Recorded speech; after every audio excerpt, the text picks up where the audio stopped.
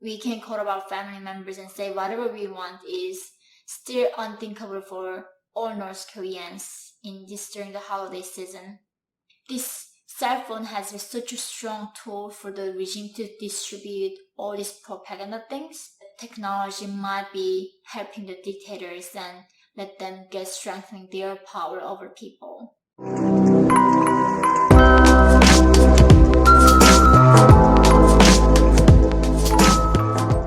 Hi guys! Welcome to my channel.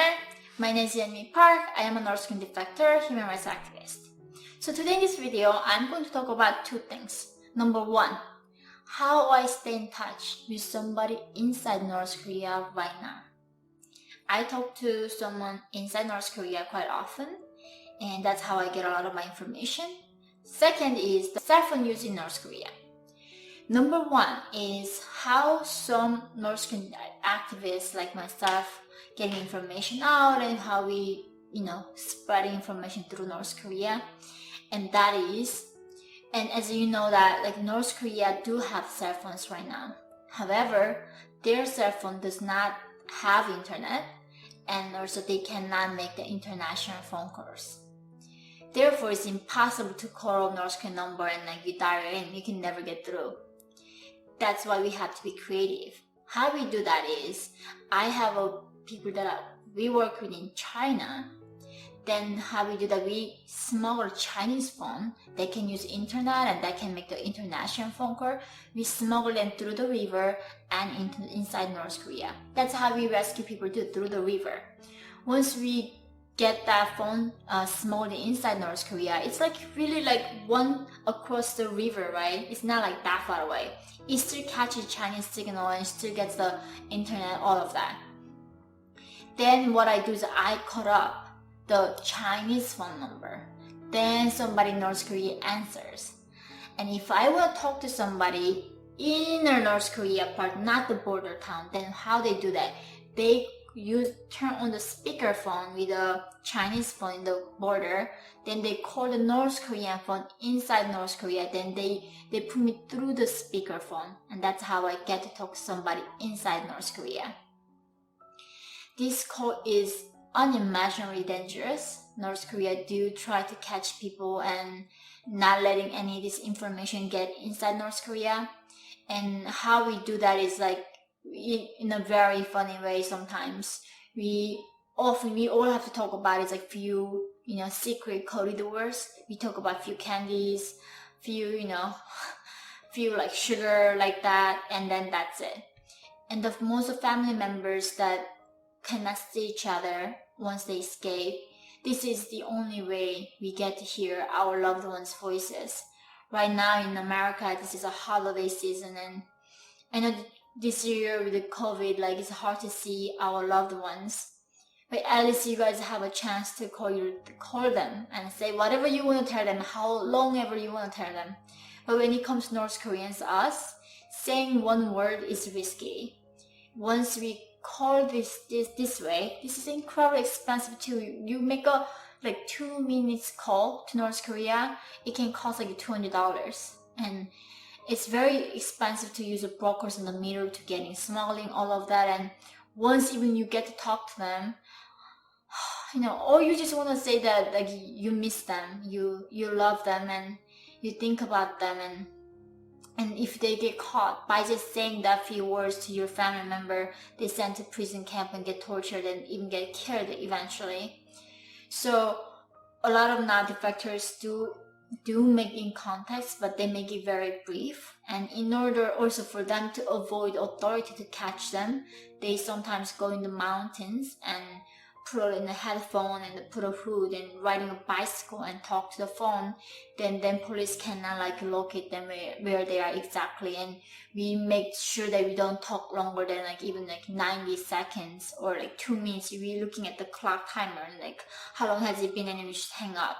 And then we move the location later and then do it again. And it's like when I keep talking about how much I even take for granted the fact that we can call our family members and say whatever we want is still unthinkable for all North Koreans in this during the holiday season. So move on to cell phone use in North Korea. The regime began introducing cell phone around 2002. However, 1 year later, regime was so paranoid that they thought that South Korea was going to hack them. So in 2003, they banned the cell phone use. However, by the time 2010, North Korea allowed using cell phones again. And by then, they were getting this Egypt company to come in and starting all this building these towers and making the connections and spreading the cell phone use inside North Korea. And we all thought that was a good sign. Like, people were able to talk to each other, communicate each other so quickly, but it is not going to the direction that we imagined it to be. Using these cell phones, government got the strong grip on more controlling people. Smartphones are now everywhere in Pyongyang. These scenes captured by our reporters would be normal in most places, but in secretive North Korea, it's new. You might think that's good news for North Koreans who can now communicate more openly. Well, actually, the regime is using smartphones and other devices as powerful weapons of mass surveillance. North Korea is in a fight against outside information. And according to people who have recently defected, like this man, the regime has been stepping up censorship efforts. 북한에서 허용하지 않은 그런 모든 콘텐츠의 시청만을 해도 공화국 형법 60조라고 하는 반역 용모제 구테타 모이제인데 형법에 이제 해당시켜서 사용을 합니다. 지금은 실제로.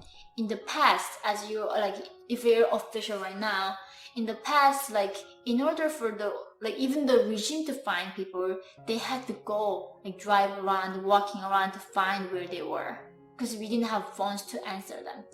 Now, these high officials, in the military, business, everywhere, they all have to have a phone, and they have to answer the call right there when they get a call from their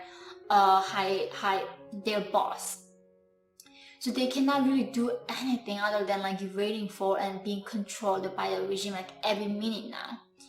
This cell phone has been such a strong tool for the regime to distribute all these propaganda things. When you buy a phone in North Korea, of course they destroy the part where you can put even SD cards, so you cannot watch anything with your phone, and they make sure that you don't get any internet or signal, so they destroy that part. And of course you cannot make international phone calls. It's just getting a call, the phone that was just designed to distribute government's propaganda, and also making sure that where you are and answer the phone right away. In the beginning, when the phone was started spreading in Pyongyang and the countryside, or in 2010, people were so excited. They thought the regime was taking the step to the moving forwards and opening up the country. And many people, it was status symbol in North Korea. If you have a phone, it is almost, it was in South Korea. Some people don't have much money, but they spend so much to buy a good car, and that's all they had. It's similar like that. Even though people in North Korea don't have a lot of things, they spent everything they could to buy this phone. And then that they realize this phone is not something doing anything good to them. Now they're controlled even more than before. I get this talking to this high elites in North Korea. They say it's very tough. They just call them constantly and ask them to come to these meetings. Before they could say oh, I wasn't home, I wasn't doing anything, I didn't hear about it. Now there's no way you cannot hear about it. And there are three different the services that North Korea provides, which is one is a Koryo link is for the people in Qatar, the Gangsong link is for the people in the countryside, and then one for the military officers. So even within North Korean people, they cannot really connect. The military officers can use certain service, and the countryside people, they have to use a different service so they don't get hacked by China, other country, and people in the Qatar. And so, in a way that when I was still hopeful that technology was going to do the good to the individuals and giving us freedom, but it might not be. Looking at the China case and North Korea, in some ways that technology might be helping the dictators and let them get strengthening their power over people.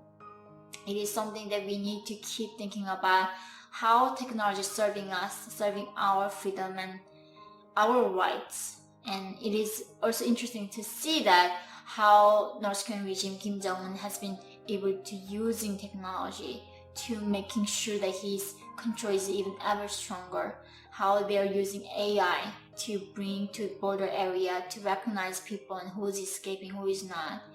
And it is a really interesting moment that we are standing there, like where are we choosing to go, how we are choosing to next step to be free and defending, guarding our democracy.